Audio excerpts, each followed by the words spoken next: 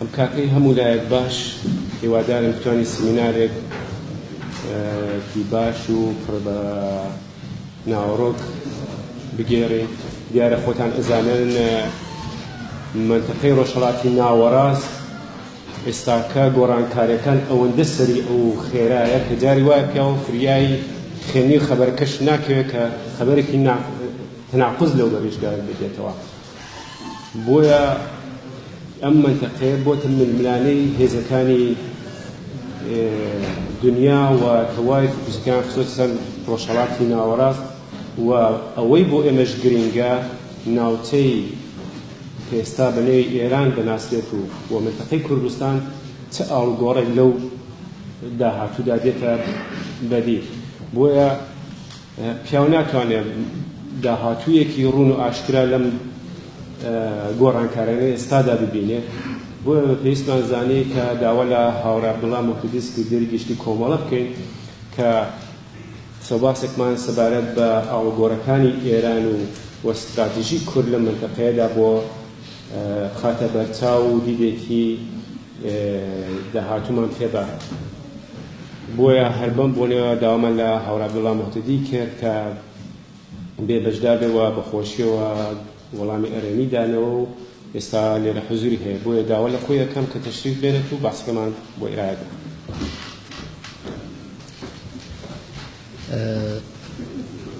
میوانە بەڕێزەکان، دۆستان و ئازیزان، سڵاوێکی گەرم، هیوادارم شاد و تەندروست بن و سوپاس بە خێراتنی هەموو لایەک دەکەم و سوپاسی هاتنتان دەکەم. بۆ خۆتان دەزانن ئەلعان سەردەمێکی زۆر هەستیارە لە ئێران و بەتای دیارە کوردی ڕۆژهەڵاتیش دەگرێتەوە و نەکرد کوردی ڕۆژهەڵات کوردی هەموو پارچەکانی تریش بێگومان دەکەونە ژێر کاریگەری گۆڕانکاریەکانی ئێرانەوە بە چاردیا بەخراپ بە هەر لایەکدا بشکێتەوە. بۆیە جێی خۆیەتی کە لەم سەردەمەدا زۆرتر لەو بارەیەوە بدوێن. منیش خۆشحاڵم لە خزمەتتاندام.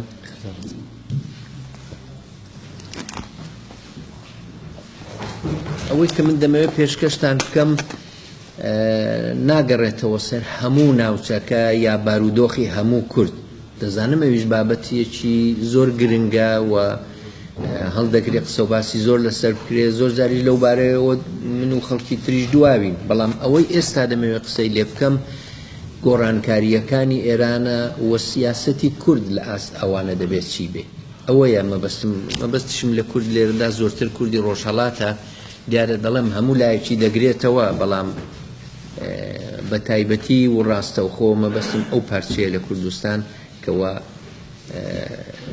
لە ئێران دەژین و ڕاستەوخۆ دەکەونە ژێر کاریگەریەکەی.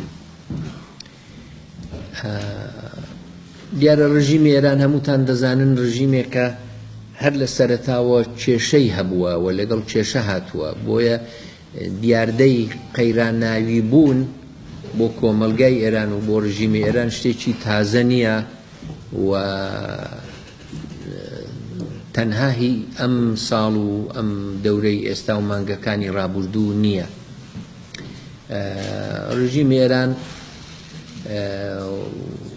ڕژیمێکی مەزهەبی تۆندرەوی تۆتالیتێرە. ڕژیمە تۆتالیتێرەکان تاسەر نین، وەکو نظامە دموکراتیەکان نین کە هەڵبژاردن دەکرێت،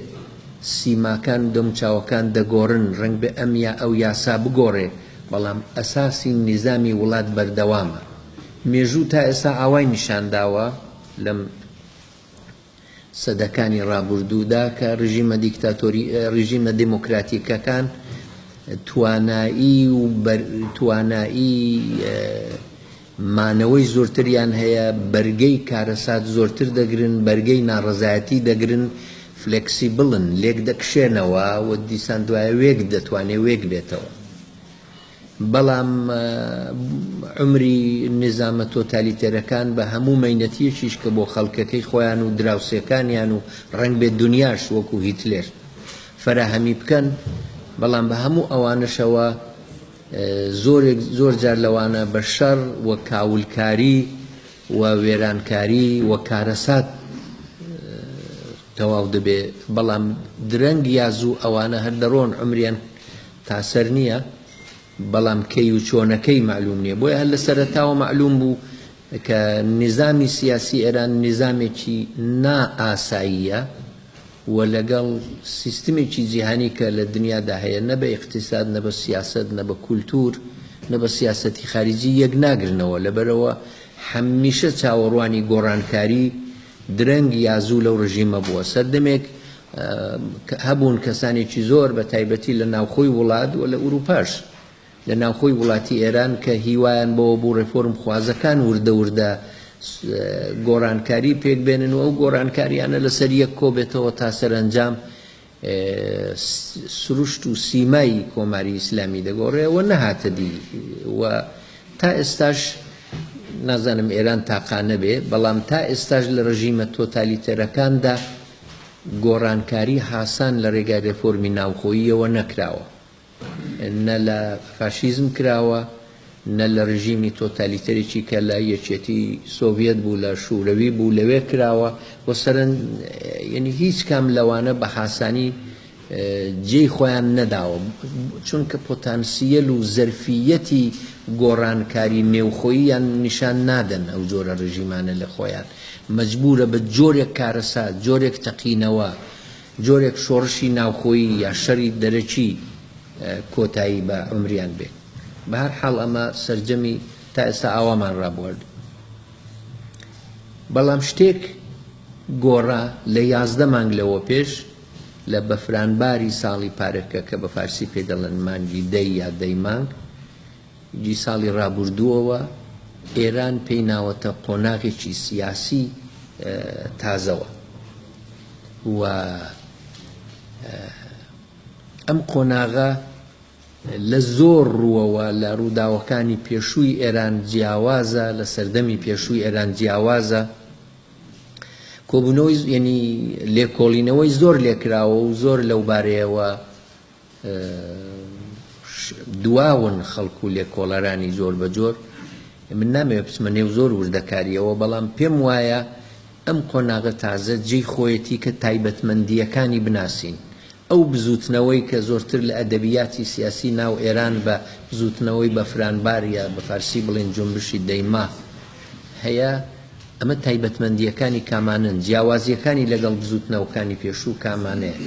ئێران ساڵی 2009 بزوتنەوەیکی گەورەی بوو بە ناوی بزوتنەوەی سەوز و دەنگدانەوەیکی زۆر گەورەشی لە دنیا بوو بگرێ لە ئێستا گەورەتر پێش 10 ساڵ پێش ئەوە لە 1999 بزوتنەوەیکی گەورەی خوێندکاران بوو کە ئەویش بە زەبروزەنگ و توندوتیژێکی زۆر سەرکوت کرا ئێران بزوتنەوە کەم نەبووە بزوتنەوەی لۆکاڵی و خۆجێیی کەم نەبووە لە جوێنەکە بێزگە لە کورد کە هەر لە سەرەتاوە بە تایبەتمەندی خۆیەوە و بە جیاوازی خۆیەوە بزوتنەوەی خۆی هەبوو بەڵام تایبەتمەندیەکانی ئەم بزوتنەوەی ئێستای یەک ساڵی ڕابردوو دە 11 مانگی ڕابردوو کامانن بە کورتی یەکیانەوەیە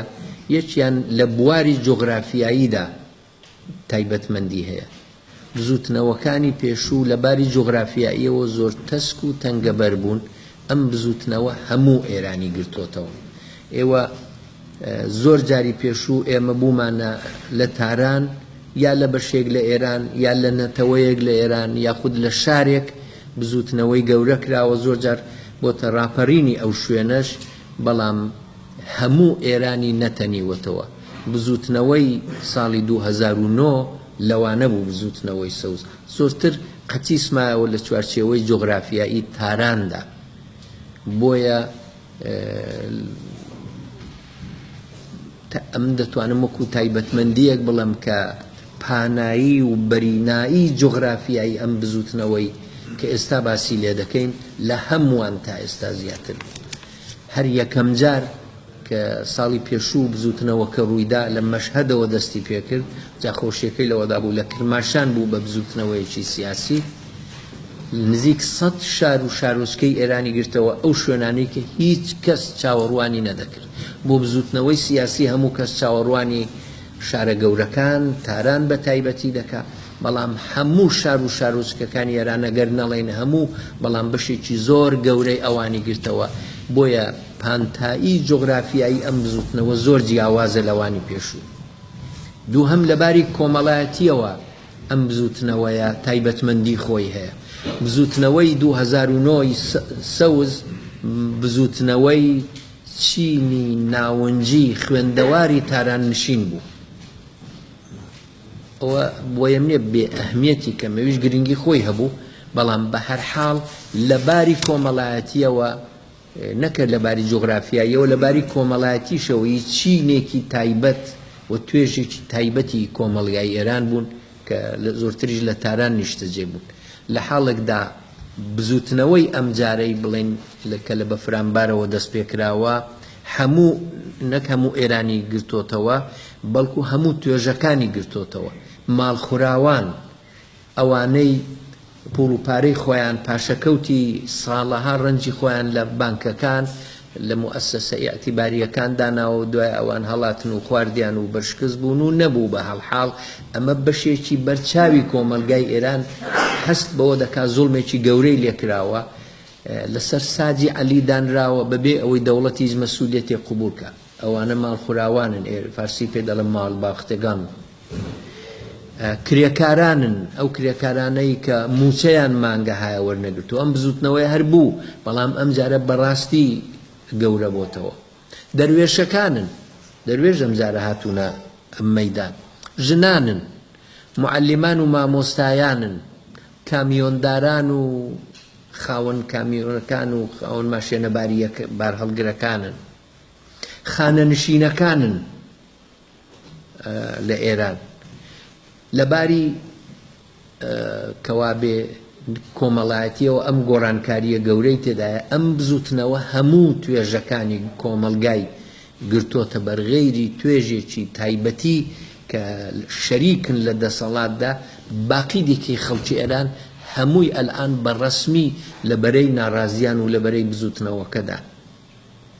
تایبەتمەندیەکی دیکە ئەوەیە جاری پێشوو لەباری ئێتنیکیەوە تەقریبەن خالیس بوو نەتەوەکانی دیکە بەشداریەکی ئەو توان نەکرد. پێک هاتەی نەتەوایەتی بزوتنەوەی ئەمجار فرەچەشنە بۆیە دەبینین کە کورد بەشدارە بەلوچ بەشدارە عەرەب بەشدارە ڕەنگ بێ کەمتر بتوانینەوە بۆ ئازەربایجانی بڵێن ئەوە تایبەتمەندی خۆیانە بەڵام بەقیە نەتەوەکانی ئێران تا ڕادەیەکی بەرچاو بەشدارن. بۆیە لەباری ئێتنیکی و کۆمەڵایەتیشەوە ئەم بزوتنەوەیە هەم پانایی و بەریناییەکی زۆری هەیە و هەم فرەچەشنە. لەباری سیاسیەوە لەباری سیاسیشەوە ئەم بزوتنەوە تایبەتمەندی خۆی هەیە. دیسکۆرس و گوتاری ئەم بزوتنەوەیە جیاوازە لەوانی پێشوو. ئەوانی پێشوو یا داخوازیەکی مەحەلی تایبەت بە خۆیانیان هەبوو یا دەنا لە چوارچێوەی ئیسلاحخوازیدا قەتیس مابوونەوە. ئەم بزوتنەوەیە گوتاری سیاسیەکەی جیاوازە و هەم سەرجەمی ڕژیمی کۆماری ئیسلامی ئێرانی قبوڵ نییە. یەکی دیکە لە دیاردەکان کە نیشان دەدا ئەم بزوتنەوەی لەباری گوتاری و دیسکۆرسی سیاسیەوە جیاوازە بریتیە لەوەی ئەم بزوتنەوەی بە عالەم ئاشکرا بزوتنەوەیەکی سێکولارە شیعاری مەذهبی تێدا نییە. یەک تاقەدانە شیعاری مەذهبی تا ئێستا لە هیچ شوێنێک نەبیستراوە کە وەکو بزوتنەوەی ئێعترازی وەکو هێمای ئەو بزوتنەوەی ئێعترازیە خۆی نیشاندا بێ. ئەمانە زۆر گرنگن بۆەوەی بیناسین کە ڕەوتی داهاتوی ئێران لەوانەیە بەرەو کوێ بچێ. بۆیە ئەم بزوتنەوەیە سێکولارە سەر بە ئیسلاحخوازانەوە نییە بەڵکو ئەوانیشی ناوێت کە هەمووتان شعارەکان دەزانن ئەو شعارانەی کە ئیسلاحخواز و توندڕەوی بە یەکسان ڕەت کردوتەوە ئەم بزوتنەوەیە. تایبەتمەندیەکی دیکەی بزوتنەوەی ئێستای ئێران بریتیە لەوە کە نە ڕێکخراوێک و نە کەسایەتیەکی کاریزمادار کە هێشتا توانیویانە جڵەوی ئەم بزوتنەوەیە بەدەستەوە بگرن. ئالتێرناتیڤێک ڕەهبەریەک هێشتا شکلی نەگرتووە و سەری هەڵ نەداوە لە ئاستی سەراسەریدا بەڵام لە ئاستی خۆجێییدا لە مەحەلەکان لە شوێنەکان لە گەڕەکەکان لە شارەکان بە فراوانی ئێمە چالاکانی مەیدانیمان هەیە بۆیە چالاکانی مەیدانی لە ئێران زۆرن و ئەوە ئەم چالاکانی مەیدانیە چەکی دەستیشیان تۆڕە کۆمەڵایەتیەکانە بۆیە دەبینین لە دوورترین جێگاکانی مەسەلەن دێهاتی ئیسفەهان هەتا شاری تاران تا مەشهەد و کرماشان تا کوێ و کوێ لە هەموویاندا تۆ جۆرێک شیعار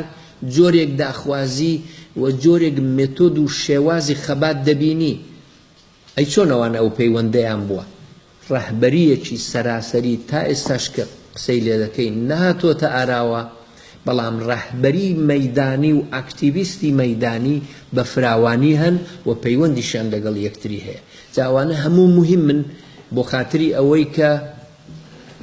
بزانین هێزە بزوێنەرەکانی ئەم بزوتنەوانە لەکوێ نەگەهاتی نەسەر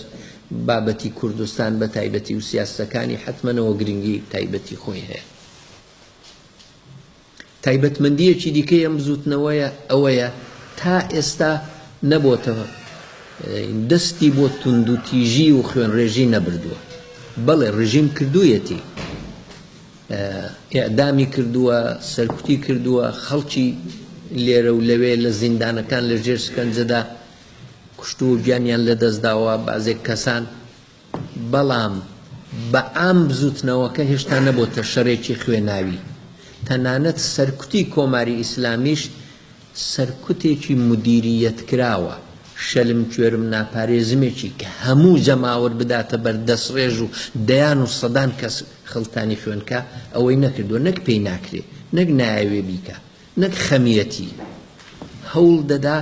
تا لەوە گەورەتر نەبۆتەوە بەشک و بتوانێت مدیریەتی بکە بە جۆرێک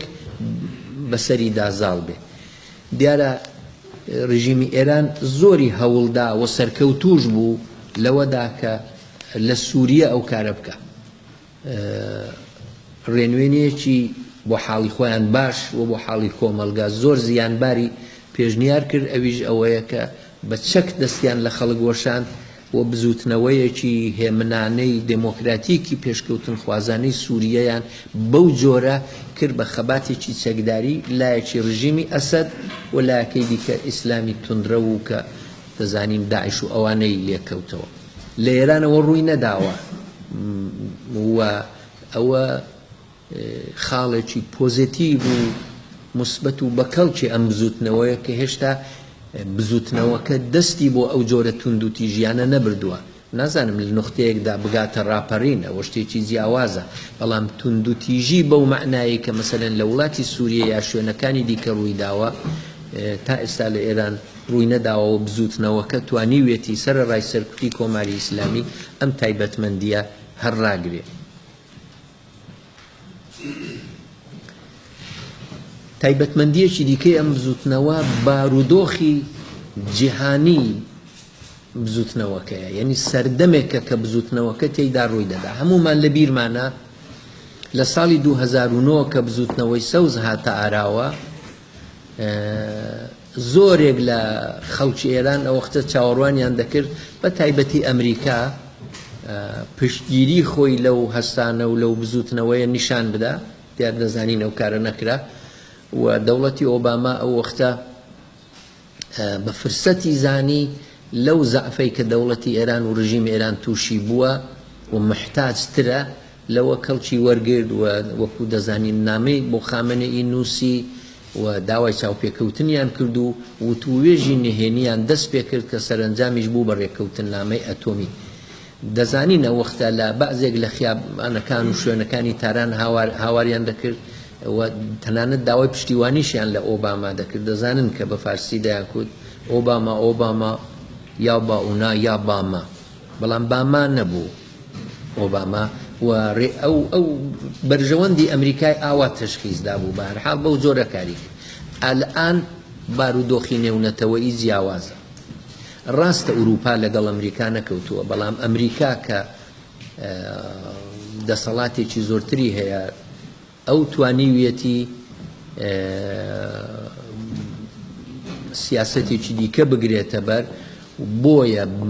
ئەم بزوتنەوەی ئێران لە بارودۆخێکدا ڕوودەدا کە بۆ کۆماری ئیسلامی ئێران لەبار نییە، نالەبارە، نەخوازراوە. وەختی خۆی ئۆباما بەو ڕێککەوتن نامە ئەتۆمیە ڕاستە ئەتۆمەکەی لە چنگ ئێران دەرهێنا تا ڕادەیەکی زۆر، بەڵام موقعیەتێک و ئێعتیبارێک و وەزعێکی دا بە ئێران، بە کۆماری ئیسلامی ئێران، ئەگەر نظامێکی سیاسی ژیر و مەسئول بوایە و هەدەفی خزمەت بە خەڵکەکەی خۆی بوایە، بەڕاستی فرسەتێکی زێڕین لە بەردەم ئێراندا بوو ئەگەر بیقۆزێتەوە سیاسەتی خارجی خۆی بگۆڕێ، وەزعی خۆی بگۆڕێ و بچێتە نێو کۆمەلگەی نێونەتەوەیی. و دەزانین ئێران وڵاتێکی زۆر دەوڵەمەند و زۆر گەورە و گرینگە، بەڵام ئەو کارەی نەکرد. لەو فرسەتەی کە بۆی پێشهات بوو و لەو ئاشتبوونەوەیەی کە دنیا لەگەڵی کرد و لەو لابردنی سزا ئابوووریەکان بۆ ئەوە کەڵکی وەرگرت و ڕژیمێکی تۆتالیتەر هەر ئاوایە عەرزم کردم خۆی ناگۆڕێ، بۆ ئەوە کەڵکی وەرگرت کە پرۆژە ناوچەییەکانە و ئینی خۆی پرۆژەی هێژێمۆنی پەیداکردن لە ناوچەکە و دروستکردنی ئیمپراتۆریەکی گەورە بەڕێوە بەرێ. با لەو ئیمپراتۆریە نکتەیەکیشتان بۆ بجێرمەوە. پاروپێرار لە مەجلیسێکدا لە سمینارێکدا کە باسم دەکرد وتیان چلۆنە کە تۆ بەدژی ئەمپریالیزم نی. وتم با هەم من دوو ئەمپریالیست دەناسم. ئەمپریالیست بۆ ئەمپریالیست معنای لۆغەویەکەی ئیمپراتۆری خواز. دوو ئەمپریالیست دەناسم، ئێران و تورکیە، هەردووچیان ئیمپراتۆری خوازن و من دژی هەردووچیانم. جا مەبەستمەوەی ئێران لەو فرسەتە کەڵکی وەرگرت بۆ پەرەپێدانی سیاسەتی ناوچەی خۆی، یعنی ئەوەندەی دی کە خۆی نقم کرد لەو سیاسەتەدا. و دەزانین لە لوبنان، لە یەمەن، لە ئەفغانستان، لە عێراق، لە سووریا و لە زۆر وڵاتی دیکە. بەڵام ئێستا بارودۆخی نەونەتەوەیی جۆرێکی دیکەیە و ئەوەی بۆ ناسێتە پێش. کە دەڵێم بۆی ناسێتە پێش، تا ئێستاشی لەگەڵ بێ، لێکدانەوەی من ئەوەیە، تا ئێستاشی لەگەڵ بێ پاشەکشەیەکی گەورە لە ناوچە بە ئێران نەکراوە، لە ناوچەکەدا پاشەکشەیەکی گەورە بە ئێران نەکراوە، بەڵام ئابلۆقەیەکی گەورە دراوە. هێشتا ئەو ململانێ گەورە کە ئێران ڕاو بنێن لە ناوچەکە ئەوە ئاکامی نەداوە. مانگەکانی داهاتوو یا ساڵ و 2 ساڵی داهاتوو نازانم کەی لە داهاتوودا دەبێت چاوەڕوان بکەین، بەڵام بێگومان فشارێکی گەورە لەسەر ئێرانە و وشکردنی سەرچاوەداراییەکانی ئێران بێجگە لە هەر شتێکی دیکە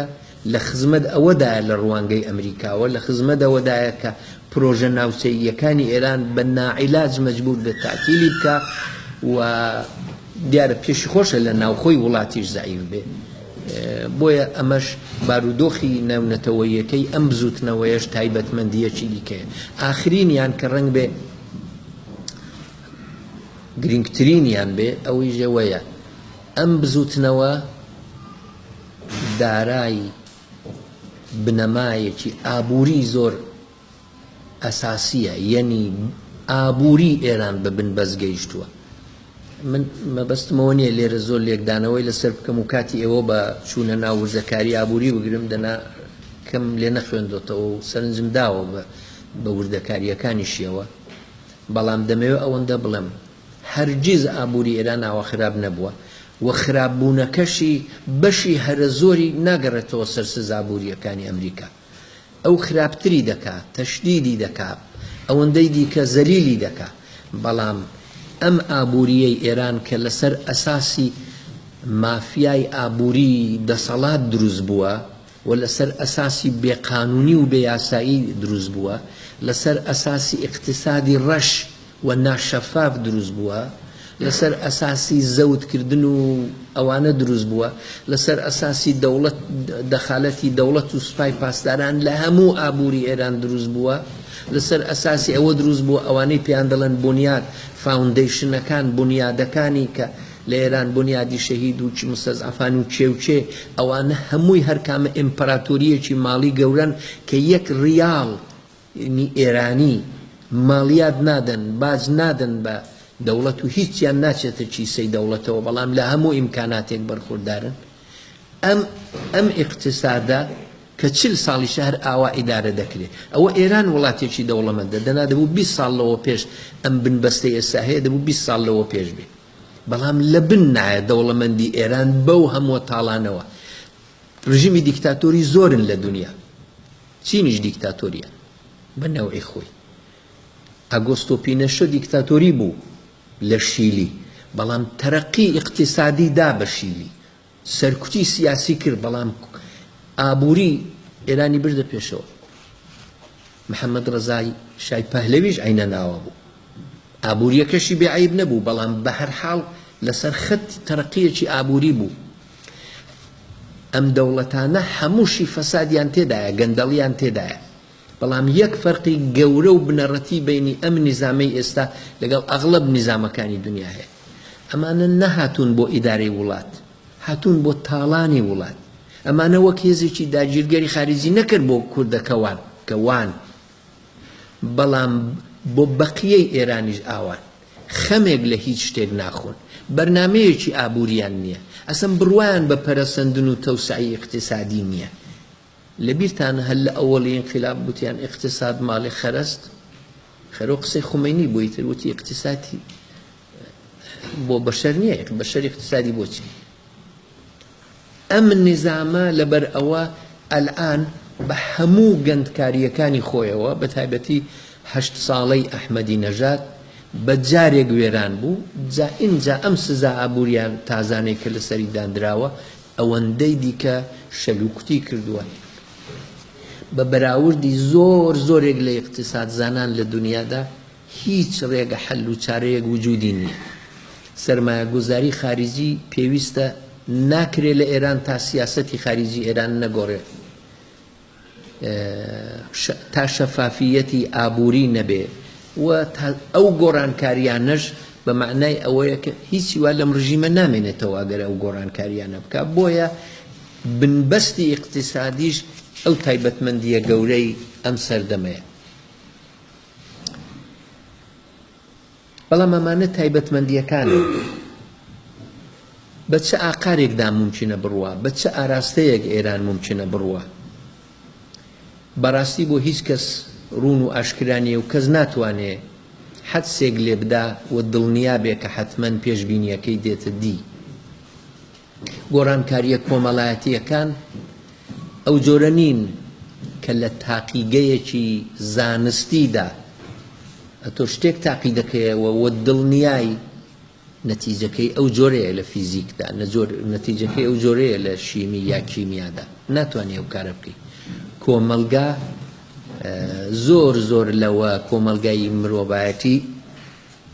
زۆر لەوە پیچیدەتر و زەحمەتتر و ڕەنگا و ڕەنگترە پێشبینی هیچ شتێک ناکرێت زۆر جار لە زۆر کەس پێی وا بۆ لە شوێنێک شتێک ڕوو نادا بەڵام شتێکی زۆر گەورە ڕوویداوە من خۆم ئەوەتان دەخەمەوە بیر کە لە ساڵی 1970 لە رووسیە 2 شۆڕش ڕوویدا شۆڕشی فێبرواری و شۆڕشی ئۆکتۆبر پێشەوەی شۆڕشی فێبرواری ڕووبدا بە 20 ڕۆژمانجێک لێنین کە دوای بوو بە کەسی یەکەمی ئەو شۆڕشەش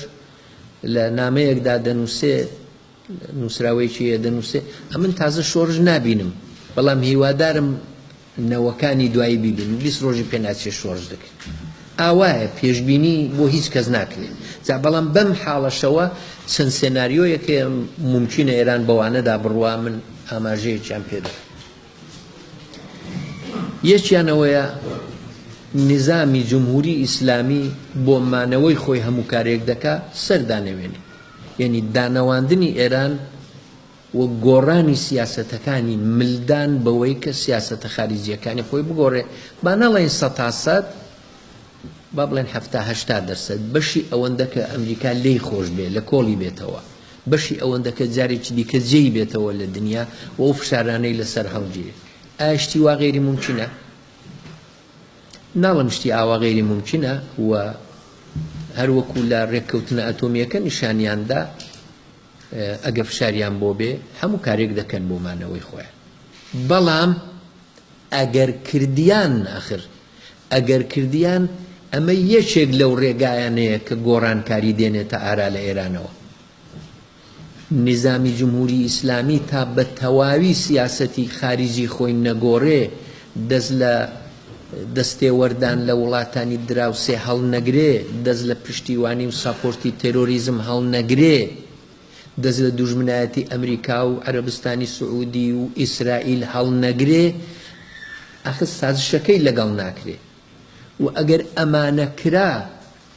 ئەو وەختە چی لێ دەمێنێتەوە لەم نظامە بێجگەلەوە هەرەوەش نییە ئەگەر بیەوێ سەرمایە گوزاری خارجی بێنێ ئەگەر بیەوێ تەکنۆلۆژی خارجی بێنێ دەبێت سیستمی بانکی ئێران ئیسلاح بێ ئەوە نییە هەلعان وا بووە تا ئێستا ئێران کە بە بڕیارێکی فلانە فەرماندەی سوپای پاسداران بانکێک پوڵێکی کەڵانی بۆ کەسێک بە قەرزدا ئەو کەسش خواردوێتەوە نەشاتێتەوە پوڵیش نەدراوەتەوە ئەم بێسەرەوبەرەی نظامی بانکی دەبێت تەواو بێ شەفافیەتی ماڵی دەبێ بێ حیساب و کتاب دەبێ هەبێ بەشی خصوصی یا کەرتی تایبەت دەبێت دەستی ئاوەڵا بکرێتەوە بۆ کار دەوڵەت و سوپای پاسداران ناتوانن هەمە کارە بن ئەوەش دەکات ئەگەر ئەوەی کرد چی لێ دەمێنێتەوە لەو ڕژیمە لەبەرەوە ئەمە غەیری ممکن نییە بەڵام ئەمە ڕێیەکە ڕنگ بێ بە پێچ و خەمی خۆیدا بڕوە بەڵام ئەم ڕێیە ڕێی مانەوەی تاسەری جمهوری ئیسلامی نییە ڕێی جۆرێک ئاڵوگۆڕە لە نێو خۆیدا کە زۆر ئەستەمە بۆیەشە ئەگەر دیقەتان کرد بێ بەتای بەدەوانەی پیان دەڵێن ئوسولگەرایان یا تۆندڕەوان لە ئێران و شخصی خامنەی پێش هەمویان زۆر مخالیفی ئەم ڕێگایە بۆیە هەزار جاری وتووە نابێ سازش بکەین کورە سازش لەسەر شتێک بکەین ئەوەمان لێ وەردەگرن سازشەکانی تریشمان پێ دەکەن هویەتمان لێدەستێننەوە پێناسەی خۆمانمان لێدەستێننەوە ناوێکی تووخاڵی و بۆشمان بۆ دێڵنەوە بەڵام بە ناوەڕۆک هەموو شتێکمان دەگۆڕن فەرهەنگمان دەگۆڕن سیاسەتمان دەگۆڕن ڕاست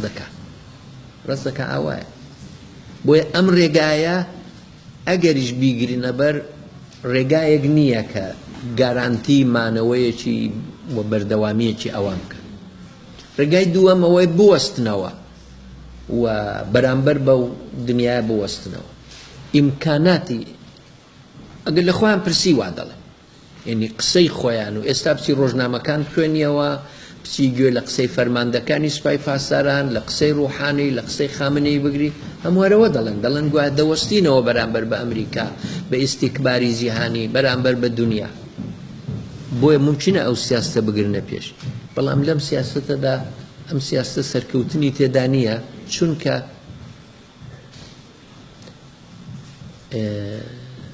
ئەو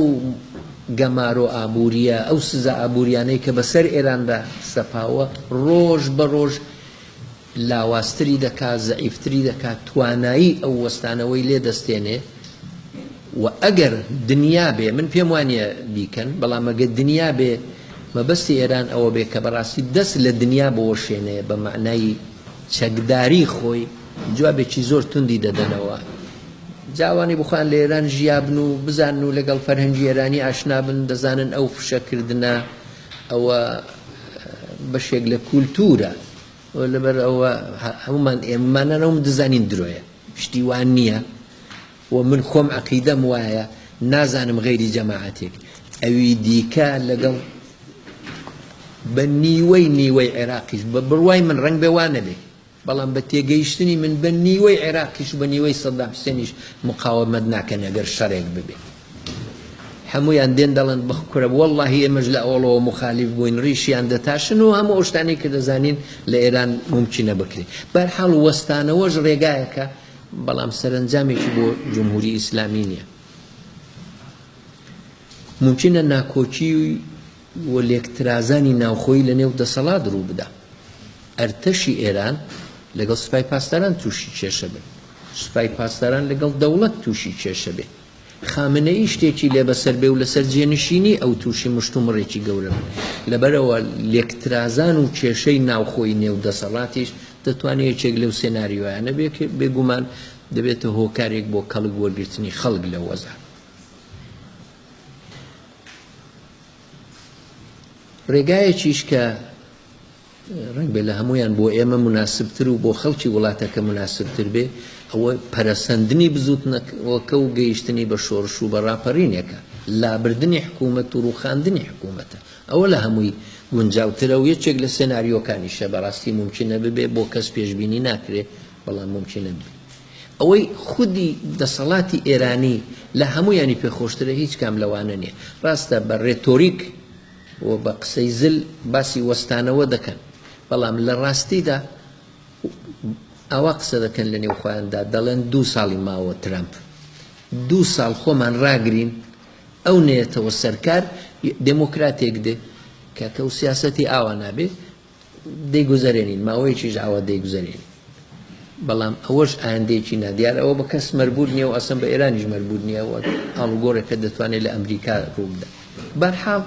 بە هەر ڕێگایەکدا ڕۆیی گرنگ ئەوەیە کە خەڵک لە ئێران و بە تایبەتی گەلی کورد کە ئێمە باسی لێ دەکەین و خەمی لێ دەخۆین و سیاسەتی بۆ دادەڕژین و هەوڵی بۆ دەدەین تێکۆشانی بۆ دەکەین لە هەر کام لەوانەدا دەبێت بتوانێت بزانێ چۆن سوودی خۆی وەردەگرێ و چۆن کەڵکی خۆی وەردەگرێ بەڵام ئەم سێناریۆیانە ممکنە ئەمە وەزع گشتیەکەیە ئەمەش ئەم سێناریۆیانەیە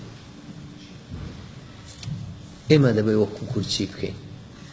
هەموو ئەو لێکدانەوانە لە خزمەتەوەدایە کە بگەین بەم نەتیجەیە ئێمە پێویستیمان وەکو کورد لە بەگشتی ترین شێوە پێویستیمان بە بەرچاوڕوونی سیاسەتی دروست و یەکگرتووی هەیە دیارەوتنی هاسانە و کردنی بەو هاسانیە نییە ئەوە ڕنگ بێ قسەیەک بێ هەمومان بزانین بەڵام لە ڕاستیشدا هەموو قسەکان چر دەبنەوە کۆ دەبنەوە لەسەرەوانە تێگەیشتنمان بێ تێگەیشتنی دروست و بەرچاوڕوونی دروست سیاسەتی دروست هەڵبژێرین گونجاو لەگەڵ وەزعی خۆمان و لە جەبهەی داخلیشدا وەکو کوردی یەکگرتوو بین بەڵام ئەمە مانای چی چۆن ئەوانە پیادە دەکرێن دەنا هەموو کەس ئەو قسە دەتوانێت بکا و زۆرێکیشمان دەیکەین و ئەمە ئارەزوو ویستی گەلی کوردیشە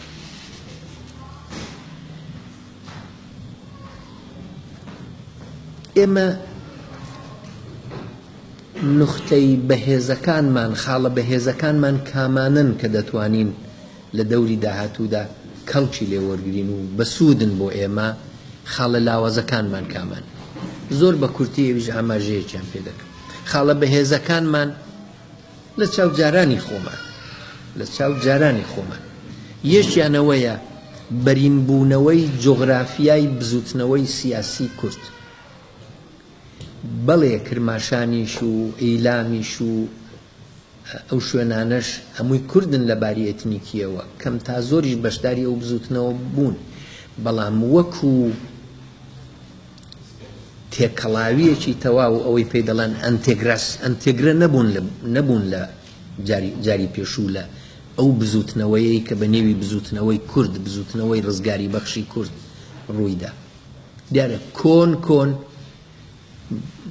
مکریان بە مەرکەزیەتی مەهاباد بوو وردە کوردستانی ئەردەڵانی هاتە مەیدان و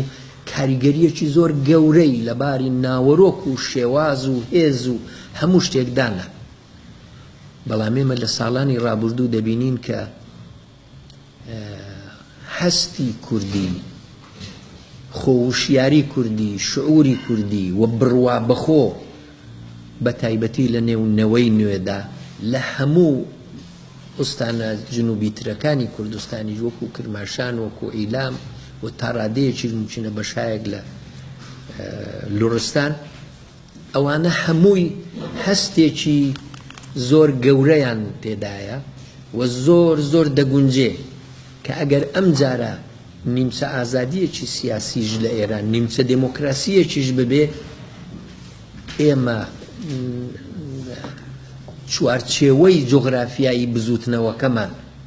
نەکردنەتەوەکەمان کە پێشتریش هەر بوو بەڵام ئەو نەتەوە لە بزوتنەوەدا ئەو چوارچێوەیە زۆر فراوان بۆتەوە بۆمان و ئەوە خاڵێکی بەهێزە و سەرکوتکردنی بۆ دوژمنی داهاتوو هەرکەس بێ زۆر زەحمەتترە. دەی هەروەکو ئەرزمکردن هەم لەباری جۆغرافیاییەوە هەم لەباری هەست و بڕوا بخۆوە و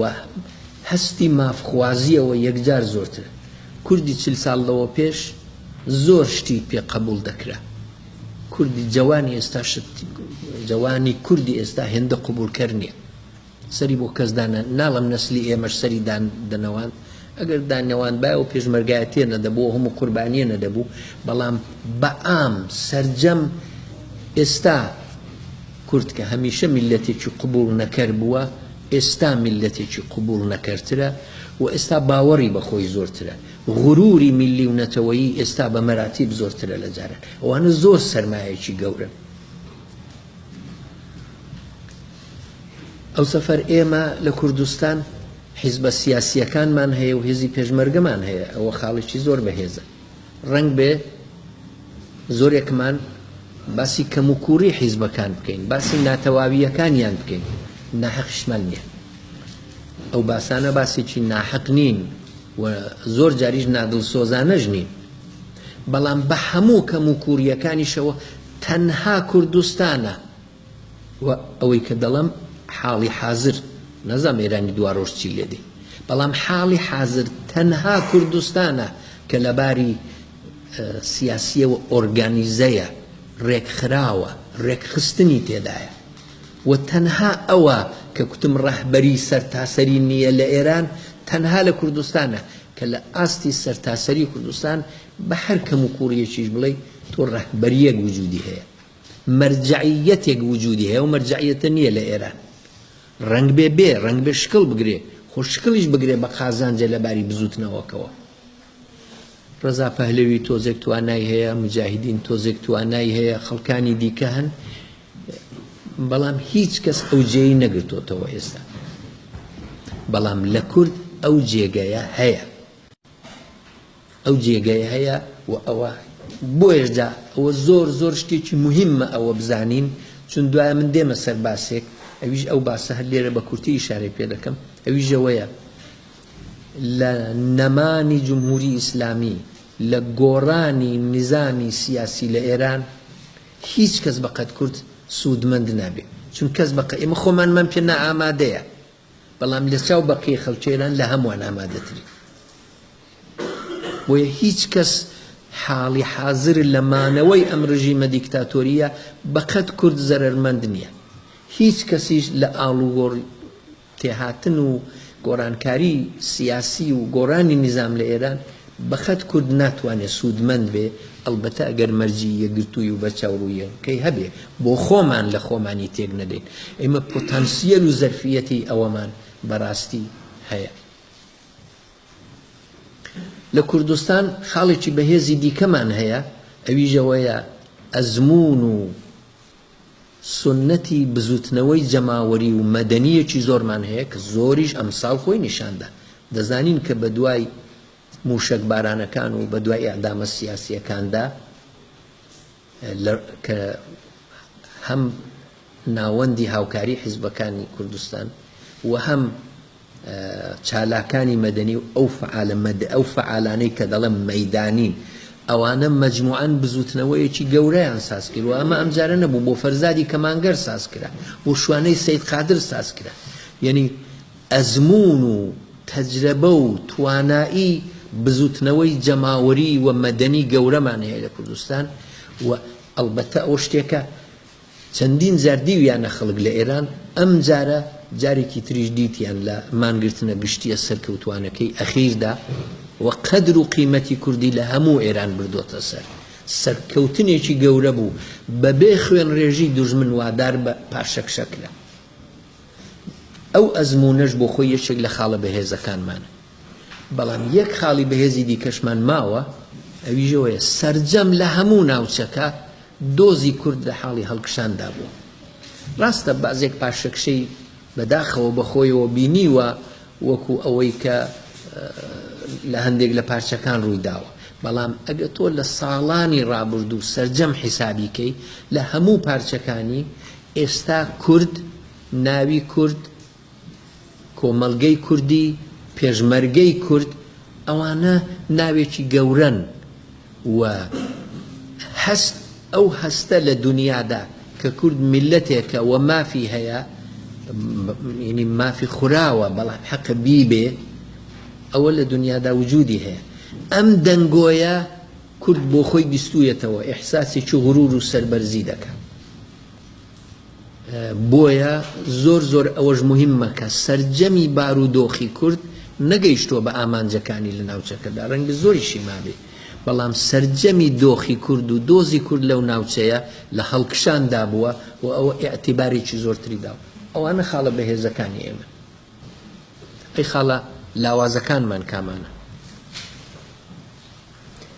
یەکەمینیانەوەی ئێمە یەکگرتووی پێویستمان نیە دەڵم پێویست ناڵم هەر نیمانە چونکە لە هەموو ساڵانی ڕابردوودا هەندێک هەنگاو هەڵگیراوە و ئەو هەنگاوانە هەمووی جێگەی ڕێزن جێگەی دەستخۆشین بە تایبەت لە ساڵی ڕابردوودا بە دانانی ناوەندی هاوکاری حیزبە سیاسیەکانی کوردستانی ئێران هەنگاوێکی باش هەڵگیرا بەڵام بەڕاستی ئەو هەنگاوە لە قەدەر پێویستیەکانی سەردەم نییە بە هیچ جۆرێک و ئەگەر ئاوا بمێنێتەوە چەقبەستوو بمێنێتەوە بەڕاستی فەقەت ناوێکی لێ دەمێنێتەوە ئێمە پێویستە ئەم ناوەندە و زیاتر لەو ناوەندە سەرجەمی یەکگرتووی کورد نەکەرهی حیزبەکانیش دواتر دێمە سەرەوە نابێت تەنیا قەتیس بێ مەحدود بێ بە حیزبەکان بەڵام ئەم یەکگرتوویە زۆر لە ئاستی پێویست کەمترە و ئەگەر نەیبینە قۆناغێکی تازەوە معنایەوەی کارەکانی ترمان بۆ ناکرێت ئەوەمان کەمە ئێمە ئابوووریەکی بەهێز و کاریگەرمان نییە مەسەلەن ئەگەر ئەو ژمارەی دانیشتوانی کە ئێستا ئێمە هەمانە لە کوردستان ئەوەمان بوایە ئەو جۆغرافیا ڕادەیەک جۆغرافیاکەشمان زۆر چکۆڵە نییە ئەوەمان بوایە بەڵام سەرچاوە سەرەکیەکانی ئابووری ئێران لە لای ئێمە بوایە ئێمە وەسیلەی فشارمان دەمانتوانی ببێ ڕەنگ بێت لە ژێرزەوی کوردستانی ڕۆژهەڵات نەوت و گاز و زۆر کانگای دیکە هەبن بەڵام نە ئێمە دەزانین و نە کەس دەریهێناوە حیسابی ئەوە بۆیە ئەگەر ئەوانە بەدەزێمە بوایە یان مەسەلەن بڵێن ئێران وڵاتێک بوایە کە بەشی هایتێک تەکنۆلۆژی پێشڕەفتەکەی لە کوردستان بوایە کوردستان دەبوو بە جێکی زۆر زۆر هەستیار لەباری ئابووریەوە بە غەیری قابلی چاوپۆشی لێکردن نان دەتوانی شاهدی تەعتیلیەکەی بن نان دەتوانی شاهدی مانگرتنەکەی بن مەجبور بوون دەستی پێوە بگرن و ئەوە وای دەکرد کە تۆ بتوانی زۆرێک لە داخوازیەکانت بسەپێنی بەسەر دەسەڵاتدا ئێستا ئەو جێگە ئابووریەمان نییە ئێمە ئەگەر کوردستان بوو بە وڵاتێک کوردستان ڕۆژهەڵات لێرەدا مەبەستمە حتمما سەرچاوەکانی دەتوانێت بخاتە گەڕ پەچی ناکەوێت بەڵام ئێستا لە ئێراندا وەزنە و قورسایی ئابووری ئێمە شتێکی ئەوتۆنی ڕێژەمان لە ئێرانەوەندە زۆر نییە تۆ زۆرێک لە کتێبی خارجیەکان کە نووسیویانە بیخوێنەوە 7% ئێران دەڵم ئێمە وەکو کورد بە دوو ڕەقەمی کەمتر رازی نین لێوە دەبوو 12 بوو خۆم مەسەلەن زۆری ئاوتێکەکەینەوە دەبێت 13-14% ئەوەندە نییە کە چارە نووساز بێ لە ئێران بۆیە من هەمیشە دەڵێم ئەگەر بەرنامەشت لە بەرنامەی حیزبەکاندا نییە بەڵام ناڵم لە ئاوات و ئارەزوودا نییە بەڵام لە بەرنامەی سیاسی حیزبەکانی کە لەو ناوەندەدان جیابوونەوە لە ئێرانی تێدا نییە بەڵام ئەگەر کورد بیشیەوێ لە ئێران جیابێتەوە مەگەر بارودۆخێکی زۆر لەباری ناوچەئی و نێونەتەوەی بۆ بخۆڵقێ تەناو کارە ئەستەم بەڵام ئازربایجانی وانی ڕێژەیان و ئیقتیسادیان ئەو دووشتیان زۆر لەگەڵ ئێمە جیاوازە ئازربایجان ئەگەر بیەوێ جیا دەبێتەوە ئێرانیش پارچە پارچە دەکەن بەهەرحاڵ ئەوەش ڕێژەی ئێمەی تر ئەوانە هەموو میلەتێک هەموو حیزبێک هەروەکو هەموو تاچێکیش لە ڕووی ئیمکاناتی خۆیەوە دەبێت ئیمکاناتەکەی هەڵسەنجێنێ بارودۆخێک بناسێ بارودۆخەکەی کە هەیە بیناسێ ئیمکانات و تواناییەکانی خۆی خاڵە لاواز و بەهێزەکانی خۆی بناسێ لە ڕووی ئەوەوە سیاسەت دیاری دەکرێت. لە ئێران خاڵێکی دیکەی لاوازی ئێمە لە چاو مەسەلەن دیسان ئازەربایجانیەکان بە نمونە دێنمەوە ئەوەیە ئێمە جمگەکانی دەسەڵاتمان پێ نییە لە ئێران هیچمان یعنی چون ڕێگە نەدراوین بەشخوراوین هەڵاوار دەکراوین لە ئێران لەبەر ئەوە جمگەکانی دەسەڵاتمان پێ نییە. لە ئەم 40 ساڵەی کۆماری ئیسلامیدا چەند مانگ لەوە پێش یەک تاقە سەفیری کوردیان دانا ئەویش بۆ ڤیەتنام سەفیری ئێران لە ڤیەتنام یعنی یەک تاقە سەفیرت نەبووە تا 5-6 مانگ لەوە پێش و بەگشتی ئیترەوە زۆی لەسەر ناڕۆم بەڵام لە ئابووریدا لە ئیدارەدا لە دەوڵەتدا لە ڕێکخراوە نظامیەکاندا لە هیچیاندا ئێمە جمکەکانی دەسەڵاتمان وەکو مێژوو پێ نەبووە ئەسەن لە مێژووماندا ئاوا بووە. ئەمە بۆ تورکەکان صادق نییە ڕاست نییە نامەوێت زۆر بچمەوە مێژووی کۆن بەڵام حیسابی بکەن لە دوای هاتنی عەرەب و ئیسلام بۆ ئێران 200 ساڵ ئێران بێدەسەڵات بوو بۆ خۆیان پێ دەڵێن 200 ساڵ بێدەنجی ئەوەی لێبەدەر و خولەفای بەنی ئومەیە ڕاستەوخۆ حکوومەتیان دەکرد بەسەر ئێراندا ئەو 200 ساڵەی لێبەدەر لەوە تا جارێکی دیکە لە ئێران حکوومەت دامەزراوەتەوە لە سەفاریان و سامانیانەوە هەتا پەهلەوی لەو 1300 ساڵی دەمێنێتەوە لەو 1300 ساڵە بە هەموویەوە 200 ساڵ فارس لە ئێران دەسەڵاتیان پێ نەبوو هەمووی تورک بوو ناچمەوە بەڵام دانە سیلسلەکانی پادشاهیتان بۆ دەڵێم هەمووی تورک بوون لە غەزنەویان و سەلجوقیان و خارەزمشاهیان و قاجارەکان و هەمووی ئەوانە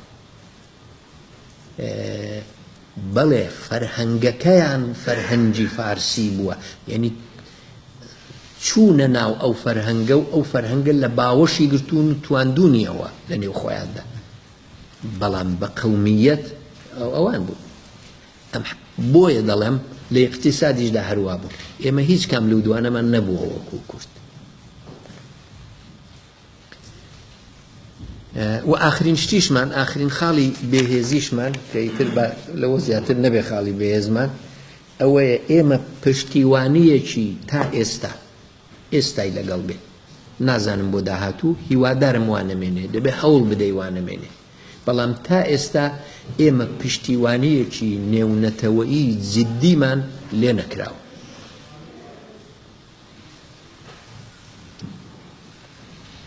بارودۆخ هەرچی بووە کەم و کوڕیەکان هەرچی بوون واقعیەتەکە ئەمەیە. ئەلبەتە هەر کام لە ئێمە من بۆ خۆم یەکێک لەوانم کەمم خەڵک نەدیوە لە ئوروپاش و لە ئەمریکاش و ڕێز لە کورد دەگرن و مافەکانی کوردیان قبوڵە بەڵام ئەوان زۆرتر لە چوارچێوەیەکی دیکەدا دەیگونجێنن لە چوارچێوەی مافی مرۆڤدا دەیگونجێنن لە چوارچێوەی مافە ئێتنیکیەکانی ناوخۆی وڵاتدا دەیگونجێنن. بەو حاڵەشەوە من دەڵێم پشتیوانیەکی ئاکتیڤ لە کورد بکەن یعنی دەستی کوردگرن و بەرزی کەنەوە تەقویەتی جددی بکەن. ئەمە نەبینراوە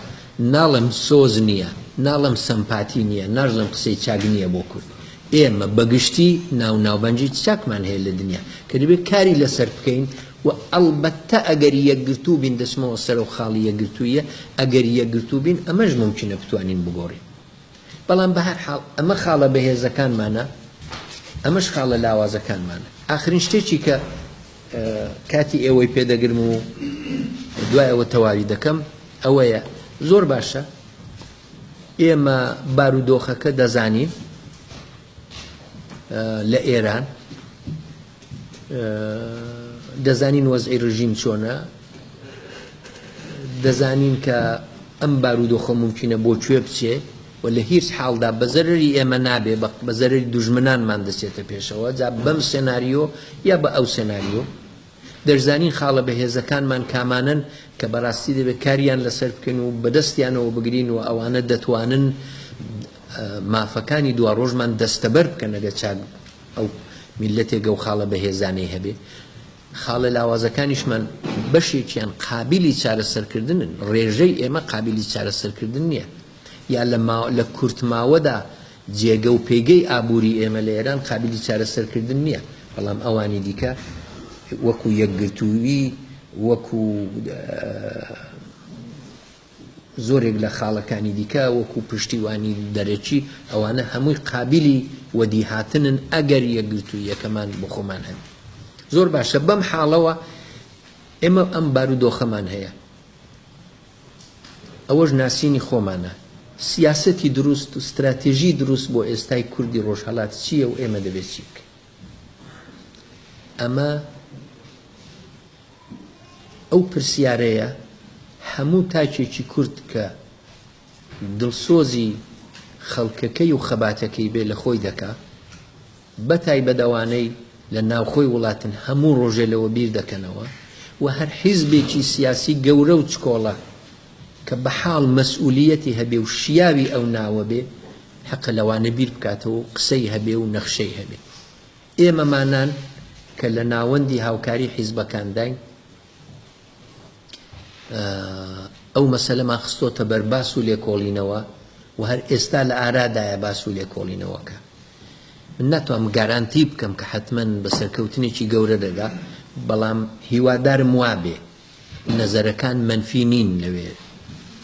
لەسەر ئەو شتە بەڵام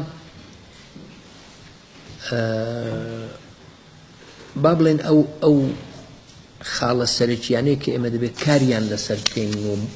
ئەجزا و بەشەکانی استراتێژی دەورەی داهاتووی کوردن کامانە دیارە دەچمەوە سەریان من حەوت خاڵم یادداشت کرد یەکیان یەکگرتوویە یەکیان میدیا یا تەلەڤیزیۆنێکی هاوبەشە یەکیان لیژنەی هەماهەنگی هێزی پێشمەرگەیە یەکیان کۆنگرەیەکی ڕۆژهەڵاتە بۆ دامەزراندنی پارلەمانێکی کورد لە تاراوگە یەکیان سیاسەتێکی هاوبەشە سەبارەت بە ئۆپۆزیسیۆنی ئێران و چۆنیەتی هەڵسوکەوتی ئێمە لەگەڵیان یەکێکیان دامەزراندنی نوێنەرایەتیەکی نێونەتەوەیی و وتەبێژی هاوبەشە یەکێکیان لەگەڵ خۆخستن و کارکردنە لەسەر نەتەوە بچووکترەکانی ئێران یان نەتەوە زوڵم لێکراوەکانی ئێران و پێشەنگایەتی کردنیانە لایەن کوردەوە کە ئەوە ممکن بەڵام هەر کام لەوانە بە کورتی باسی چەند لێ دەکەن لەسەر یەکگرتوویەکە من نامەوێت قسەی کولی و گشتی بکەم ئەمە هەمومان دەزانین ئەمە دەردێکی هاوبەشمانە کە نەبوونی ئەو یەکگرتوویە بە ئەندازەی کافی و ئەمە ڕەنگ بێ ئەو داخوازیەی کە کورد لە خۆی هەیەتی نەک لە سیستم لە نظام ئەو داخوازیەی کە لە خۆی هەیەتی ڕەنگ بێ سەرەکی ترین داخوازێک بێ کە کورد لە خۆی و بە تایبەتی لە حیزبەکانی هەیە بەڵام لەبەرەوە ئەو شتێکە کەس ناتوانێ بڵێ نا حتا ئەگەر بەکردەوە ژوانە بێت ناتوانێت بە زمان بڵێ نا بە حەدێک ئەم داخوازیە قەویە و ڕەوایە لە نێو خەڵکی کوردە بەڵام ئەوەی من مەبەسمە لێرەدا ئەوەیە ئێوە حتمەن بیستوتانە کە لە نێو ئۆپۆزیسیۆنی ئێراندا ئێستا باسێک هەیە بە ناوی مدیریەتی دەورەی گۆزار مەبەست لەوە ئەوەیە ئیدارەیەک مؤسسەیەک مدیریەتێک دا بمەزرێ دیارە بەش مەرجی خۆی هەیە و چۆن دادەمەزرێ تاش نەمەزراوە جارێ بەڵام مدیریەتێکی ئاوا دەسەڵاتێکی ئاوا ئەلتێرناتیڤێکی ئاوا دا بمەزرێ کە ئەرچی خۆی بەوە بزانێ کە لە ئێستاوە تا دوای کۆماری ئیسلامی ئەم دەورەیە چۆن بەرێتە پێشەوە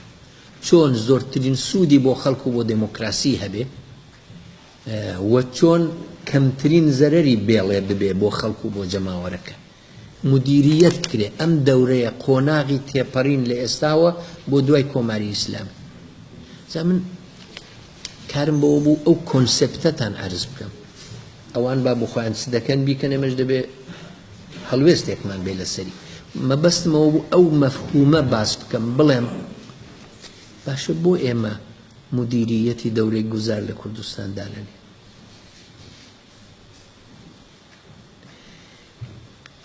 ئێمە حیزبەکانمان هەن وتیشم بە هەموو کەم و کوڕیەکەوە چەکێکی کارای دەستی خەڵک و بزوتنەوەکە بەڵام ئەخرەوە کافی نییە ئێمە دەبێ بە بڕوای من ئەم حیزبانە دەبێت لە نێو خۆیان دانیشن ساغ بنەوە لەسەر ئەوەی بۆ ئەم دەورەی بڵێن دەورەی گوزارە بۆ ئەم قۆناغە بۆ ئەم دەورەی ترانزیسیۆنە بۆ ئەم دەورەیە یەک ئیدارەی هاوبەش لە کوردستان ئێمە دەبێت دانێ ئێمە دەبێت قەول بدەین بە یەکتری و فەقەت قەولیش نەبێ بینووسین بە وردەکاریەوە ڕوونی کەینەوە و ژێرەکەی ئیمزاکەین کە یەک تا دموکراسی بەرقەرار دەبێ و انتخابات کورد مافی انتخاباتی خۆی دەبێت جا بە هەر شێوازێک تا وەختێک کە کار دەگاتە سندوقی دەنگدان بۆ ئەو قۆناغە کاتیە کەمە دەبێ یەک دەسەڵاتمان هەبێ لە هەموو کوردستانی ڕۆژهەڵات ئێمە هەموومان هێزی پێشمەرگەمان هەیە و ئەم کوردستانە ئەلان خەڵک دەری ناخەن 50 بەرابەری پێشمەرگیان چەکەیاوە هەموو کەس چەکیە لە ماڵە جەمای ڕەزاشا خەڵک چەکی نەداوە تۆ قابل لە ئێستانەی بێ لەبەر ئەوە ئەو هەمووە خەڵکە چەکدارە ڕقابەتی بینی حیزبەکان و منافەسە و ململانەی ئەوان دەبێت لە چوارچێوەیەکی مەحدوددا مدیریەت بکرێ بەڵێ هەر حیزبە حەقی هەیە قسەی خۆی بکە بەڵام دەبێت یەک دەسەڵات هەبێ لە کوردستان دەبێ جاوە زۆر مهمە ئەو دەسەڵاتە یەکێک لە کارەکانی ئەوەیە گرژی نێوان حیزبەکان و نێوان لایەنەکان بەگشتی نایڵێ پێگرێ لایەنێکی دیکەی ئەوەیە کە ئەمنیەت و ئاسایشی کوردستان دابین دەکا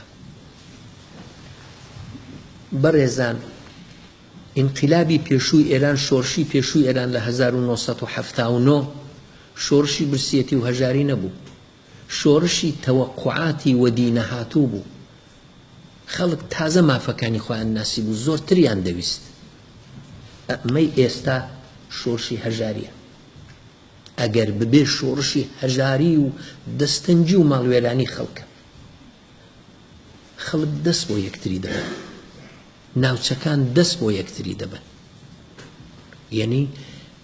ناخۆشی و گرژی زۆر گەورە بینی خەڵک و خەڵک دەتوانێت بەوجود بێ هەر کەس بە حاڵ دوکانێکی بوو دەست دەبن بۆ ممکنە دەستی وادارم نەبێ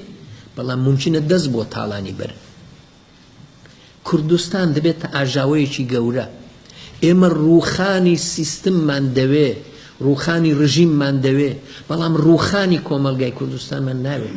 دەبێ خۆی لێ پارێزین و بەبێ دەسەڵاتێکی مەرکەزی تاران نەمێنێ بەبێ دەسەڵاتێکی مەرکەزی لە کوردستان کۆمەلگا تووشی گرفتی گەورە دەبێت تووشی بێهیوایی گەورە دەبێت تووشی لێکترازانی گەورە دەبێت ئەمنیەت و ئاسایشی بۆ دابین ناکرێت و هەروەکو باسم کرد ململانێ و منافسە و ڕقابەتی بینی حیزبەکانی بۆ چارەسەر ناکرێت لە نێو خۆیدا هەمووش چەکدارن حتى طرفێک نابێ کە طرف حسابی تاران بێ طرفێک نابێ کە طرف حساب و جواب دەرەوە بێ لە بەرابەر کۆمەلگەی نێونەتەوەی چێیە کورد نوێنەرایەتی دەکات دەبێ بڕۆی بەرەو پارلمانی کوردستان بەڵام پارلمانی کوردستان وەختێکە کە تۆ ئەوەندەد ئاسایش هەیە و ئەوەندەد ئەمنیەت و وەزع هەیە کە بتوانی کە هیوادارم زۆر زوو ببێ ئەوە کە تۆ بتوانی انتخاباتێکی ئازاد لە نێو کوردستاندا بکەی و پارلمانی خۆشت دامەزرێنی بێگومان دەبێ ئەو کارە بکەی بەڵام تا دەگەیە ئەوێ و لەو پارلمانش حتمما ڕێگە بۆ هەموو حیزبەکان و چ ئەوەی ئێستا هەیە چەوەی لە داهاتوو ڕەنگ بێ پێک بێ یا بۆ خەڵکی سەر بەخۆی غێرە حیزبی بۆ هەمووان دەبێ ڕێ بکرێتەوە و حەکەم دەبێت سندوقی دەنگدان بێ بەڵام ئێستا حەکەم چێە هەر حیزبە خۆی پێزلترە هەر حیزبە مێژوو خۆی پێپڕ لە شان نازیترە هەر حیزبە سیاسەتی خۆی پێ دروسترە بۆیە بە بڕوای من دەبێت ئێمە ساغ بینەوە لەسەر دامەزراندنی یەک مەرجە یەک دەسەڵات و بە وردەکاریەوە ڕۆشنی بکەینەوە تەلەڤیزیۆنەکان و سەدا و سیما چیان لێدەین چۆن کارێکی وا دەکەین نەخۆشخانەکان و مەدرسەکان و شوێنی کە شوێنی خەدەماتن ئەوانە تاڵان نەکرێن و نابود نەکرێن چۆن کارێکی وا دەکەین منداڵ لە خوێندن نەکەون و چۆن کارێکی وا دەکەین سیلۆکانی کوردستان خاڵی نەکرێن زۆر شتی کاری ئاوا هەیە چۆن ئاو و کارەبا هەوڵ دەدەین هیچی لێ بەسەر نەیە دەشزانین دنیای ئەمڕۆ دنیای 30 ساڵ لەوە پێش نییە خراپکاری یەکجار زۆرە تێرۆریزم یەکجار زۆرە دێن خۆ تێرۆریستەکان بخۆشتان دایان ناسن دێن خەڵکی ئاسایی دەکوژن دێن تەقینەوەی شوێنە ئابوووریەکان دەکەن دێن ئاوبەرق لە بین دەبن بۆیە پاراستنی هەموو ئەو کۆمەلگایە گەورەترین دڵنیاییە و ئەمەیە مەرجی سەرکەوتن لە هیچ ئانارشیەکدا ئەتۆ دموکراسی بۆ ناخڵقێ لە ئەمنیەت و ئاسایشدا فقط دەتوانی دموکراسی بهێنی بۆیە ئەمە زۆر مهمە و دەبێت کاری لەسەر بکرێت بەڵام بێجگەلەوە ئەمە زۆر زیاتری توانم لەسەر بڕۆ بەڵام بێجگەلەوانە بۆ کاتی ئێستایەکێک لەو شتانەیە ئێمە دەبێ بیکەین و یەک میدیا بۆ کوردی ڕۆژهەڵات دانێ بە ستاف و پێرسۆنێلی هەموو لایەکمان یا دەرەوەی خۆشمان تەبان و بە بودجە و یارمەتی هەموو لایەک دەبێت شتێکی ئاوا دامەزرێنین یەک تەلەڤیزیۆن حاڵی حازر بۆ کوردی ڕۆژهەڵات بەسە دوایە ئیشەڵڵا ئێمە ژۆک و میلەتانی پێشکەوتوو ئەو هەموو کاناڵەمان دەبێت ئێستا ئێمە یەک ئەرکمان هەیە ئەو ئەرکە ئەرچێکی ڕاگەیاندنێکی سەراسەری کوردیە کە هەموو ڕەنگەکانی تێدا بێت بەڵام لە یەک مەرکەزەوە بێتە دەرێ هەموو ڕەنگەکان یەک تەلەڤیزیۆنی کوردی بۆ ئێمە بەسە نە هەر کامە بەتەنێ نە پێماندا دەندرێ ئێمە پێماندا ناندرێ بەتەنێ ئەوان دیکەش دیارە هەروە کە من ئەوانی بتوانن بیکەن بەڵام تەلەڤیزیۆن بە هەموومان دەتوانین تەلەڤیزیۆنێکی تا ڕادەیەک باش و بەهێز دانین و پڕیشی کەین لە خەڵکی سربەخۆ کە بەڕاستی ڕەنگدانەوەی هەموو کوردستانی ڕۆژهەڵات بێ و دیارە هەموو دەنگ و ڕەنگەکانیشی تێدا دەبێت ئەوە سەرکەوتنێکی گەورە دەتوانێت بۆ ئێمە شتێکی دیکە ئەوەیە ئێمە هەموو پێشمەرگەمان هەیە ڕۆژی خۆی ئەگەر بەڕاستی دەمانەوێت ببین بە نەتەوە دەبێت یەک هێزی پێشمەرگە هەبێ هێزی پێشمەرگەی حیزبی فقط هی سەردەمێکە خزمەتی گەورەی کردووە لە کوردستانی ڕۆژهەڵات قوربانی گەورەی داوە و جێی زۆرترین ڕێزە ئەمن ڕەخنەم لێی نییە بەڵام دەڵام ئەمە هی درابوردووە بۆ داهاتوو ئەو میلەتەی کە دەتوانێت پارلەمانی دانێ نابێت دوو هێزی بێ نابێت چەند هێزی بێ ئەمە وارلۆردە ئەمە دەبین بە وارلۆرد لە دنیادا ئابڕوومان دەچێت لە بەرچاوی دنیا خەتیژ وەکو میلەتێک یەک ناگرینەوە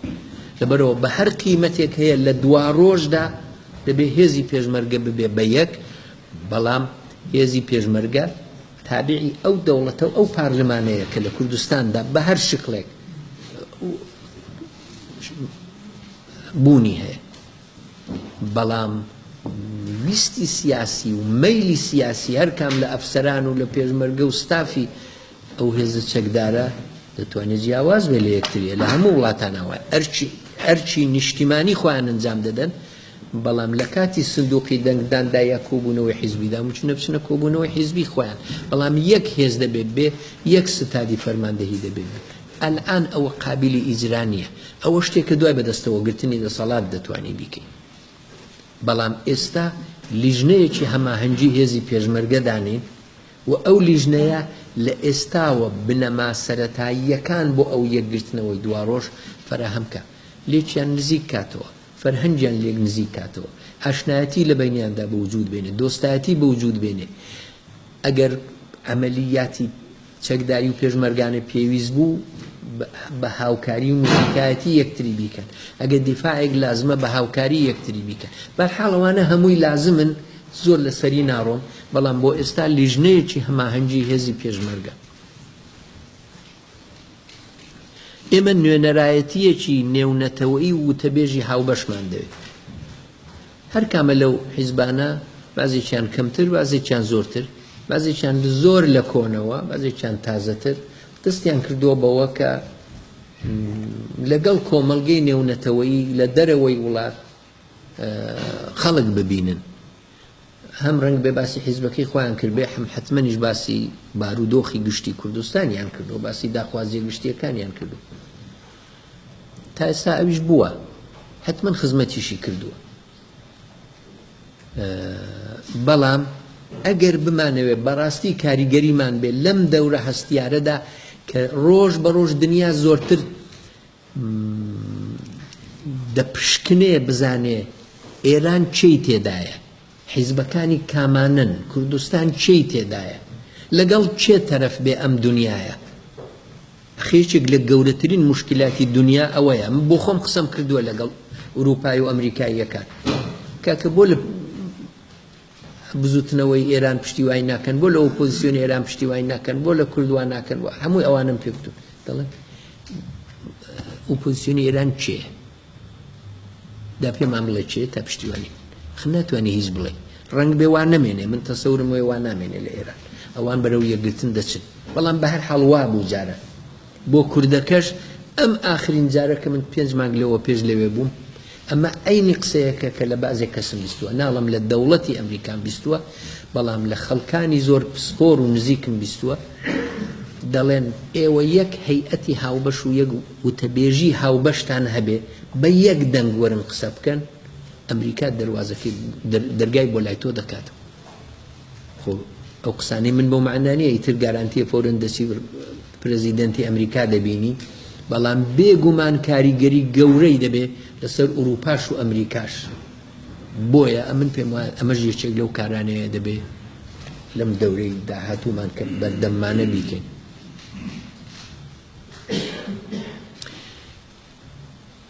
زۆر لە مێژدا من شتێک لە بەنێوی کۆنگرەی ڕۆژهەڵاتم باس کردووە لێرە بە کورتی جاریش کە ئاماژەی پێ دەکەمەوە هەدەف ئەوەیە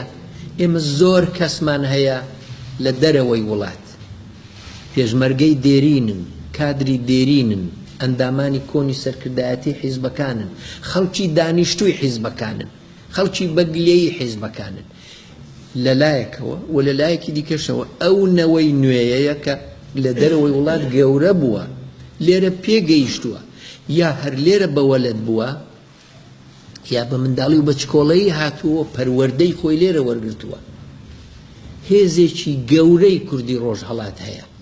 بەڵام کەڵشێکی لێوە ناگیرێ لە جێیەکدا کۆنین هەمووش ناچنە نێو حیزبەکان من خۆشحاڵ دەبم کە خەڵک بێتەوە نێو حیزبەکەی من و حیزبەکانی ترش ئەوە حتمەن هەوڵێکی حیزبەکانە و پێشم وایە ئەگەر بارودۆخ بەرەو خۆشی بچێ ڕەنگ بێ ئەوە تا ڕادێکی زۆر ڕوو بدە بەڵام هێشتا ئێمە هەموو کەس ناتوانین ڕاکێشین بۆ لای خۆمان ئەم هێزە گەورەی کوردی ڕۆژهەڵات بە خەڵکی دێرین تا بەنەوەی نوێ دەتوانین گەورەترین لۆبی دروستکەین لە ئوروپا و لە ئەمریکا بە قازانجی خۆمان دەتوانین گەورەترین خۆپیشاندان بکەین دەتوانین گەورەترین کاریگەریمان لەسەر پارلەمان و لەسەر میدیای وڵاتەکانی خۆمان هەبێ ئەگەر مەرجعێکمان هەبێ من پێم وایە ئەگەر شتێکی ئاوا ئەم کۆبوونەوە یەک دوو کۆبوونەوەی گەورەی چەند هەزە ئەگە حیزبەکان ساغ بنەوە و یەک بگرن خەڵک دێ یەک دوو کۆبوونەوەی گەورە بگرین و تەبعەن کاری لەسەر کرابێ لیژنەی بۆ دانین بەڵام بە هەر حاڵ من وردەکاریەکەی گرنگ نییە لێرە مهم بیرۆکەکەیەکی و ئەم کۆنگرەیە وەکو پارلەمانێکی لە تاراوگەی لێبێ فەلەستینی ئەویان بوو وەختی خۆی لە تاراوگە پارلەمانیان بوو کۆنگرەیەکیان بوو ئەمە مەرجعیەتێک دروستکە و هەموو ئەو هێز و توانایانەی دەرەوەی وڵات بخاتە گەڕ و سەرنجی دنیا بۆ لای خۆی ڕاکێشێ و هەروەها سەرنجی ئێرانیەکان و ئۆپۆزیسیۆنی ئێرانی بۆ لای خۆی ڕاکێشێ کە دەتوانێت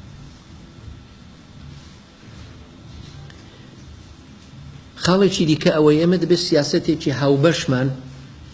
سەبارەت بە ئۆپۆزیسیۆنی ئێرانی هەبێ ئێمە بەتەنێ دمۆگرافی ئێمە ڕێژەی ئێمە لە ئێران توانای واقعی ئەو ئێمە وای کردووە ئەمە مێژوو کردە بەدەست خۆمان نییە بەدەست هیچ حیزب و تاکێک نییە ئێمەی کورد بە تەنها نیزامی سیاسی ئێرانمان پێ ناگۆڕێ پلیشاوینەوە لە ژێر چرخەکانی ئەم نیزامە دیکتاتۆریەدا بەڵام بۆمان ناگۆڕدرێ لە هەمووان بەشخوراوتر و هەڵاواردەترین بۆمان ناگۆڕێ لەوە چ نەتیجەیەک دەگری یا دەبێت توانات بێ و بۆشت هەڵکەوێ تۆ بە تەواوی دەوڵەتی خۆت دامەزرێنی ئەگەر ڕێگە حەلی نیهایی و چارەسەری نیهایی مەسەلەی نەتەوەی کورد وەکو زۆرێک نەتەوەی دیکەی دنیاش دەوڵەتی خۆیەتی بەڵام ئەگەر ئەوەت بۆ ناکرێ ئەگەر ئامادەگیت نییە ئێستا لەبەرەوە دەبێت بیر لەوە بکەیەوە تۆ واریدی جۆرێک هاوکاری بی لەگەڵ ئەو هێزانەی تریش کە دەیانەوێت ئێران بگۆڕن نە بتوێیەوە لە ناویاندا نە دابڕێ و نەیان دوێنی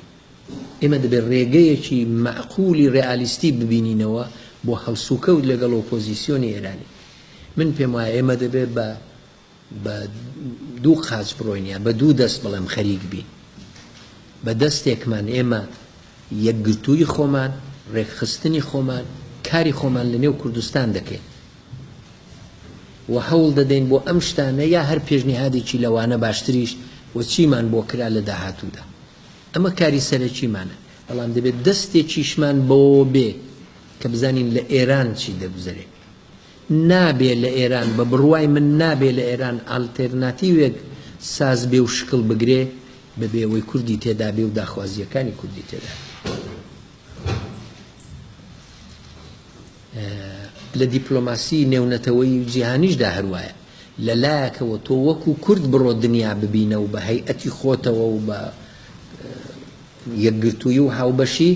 لەلایەکیشەوە وەکو بەشێک لە هەر ئۆپۆزیسیۆنێکی ئالتێرناتیوی سبەی ڕۆژی ئێران کە پێت باش بوو کە پەسەندت کرد ناڵم مەجبوری بچی تۆش بۆ خۆت مەرجتە یاخ بەڵام ئەو جێی کە چووی وەکو بەشێک لە ئۆپۆزیسیۆنی ئێرانیش دەبێت لەگەڵ دنیا تەعامل بکەین بۆیە ئێمە دەبێت لەو مۆقعیەتە دوولایەنەی کە هەمانە لە هەردوو لای ئەو پەڕی ئیستیفادە بکەین دیارە زۆر مهمە کە لێرە زانین چۆن ئەو کارە دەکەین ئێمە حیزبەکان زۆربیان ناڵم هەموویان بەڵام زۆربیان کە لەو ناوەندەدان خوازیاری فێدرالیزمن بۆ ئێران ئایا ئەو فێدرالیزمە لێ قبول دەکەن تۆ بە فێدرالیزمەوە دەچێ گفتوگۆ ئەو لانی کەمەی کە تۆ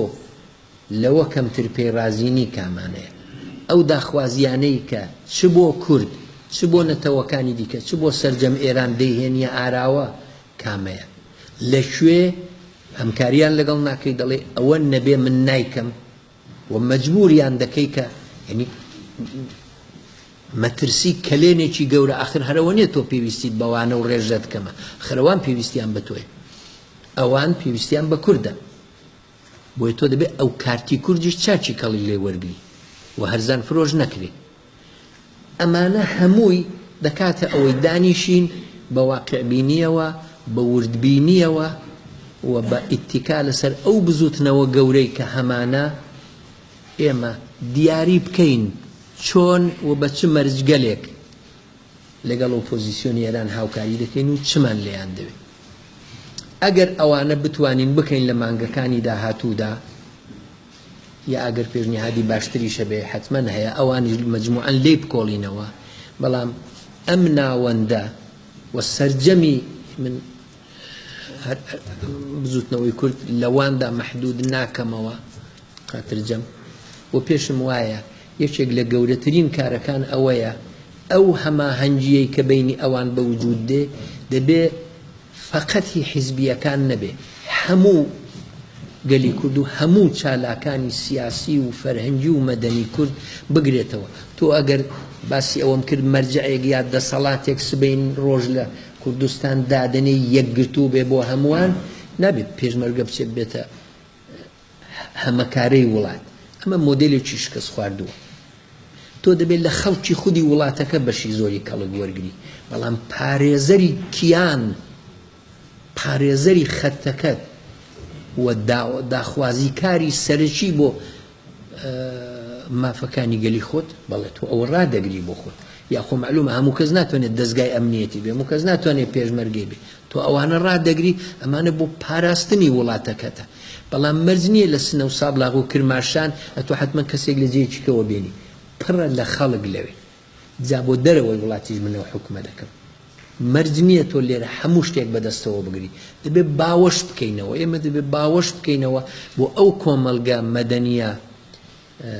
کە لە قەدەر خۆمان بەڕاستی کۆمەلگەیەکی مەدەنی جێگەی ستایش و ڕێزە بۆ ئەوان جێگە بکەینەوە ئەگەر ئەمانە بەڕێوە بەرین لە دەورەی داهاتوودا ئەمن پێم وایە بە باشترین نەوع دەتوانین کەڵک لە گۆڕانکاریەکان و ڕووداوەکانی ئێران وەرگرین و هەموو ئینقلابێک زەرەر و زیانی گیانی و ماڵیشی تێدایە بەڵام بە کەمترین زەرەر و زیان بۆ گەلی کورد و بە زۆرترین سوود و کەڵک و دەستەبەرکردنی مافەکان ئەم قۆناغی گوزارە تێپەڕکەین زۆر سپاس مەمنونم لەوە کە کاتتان دابەم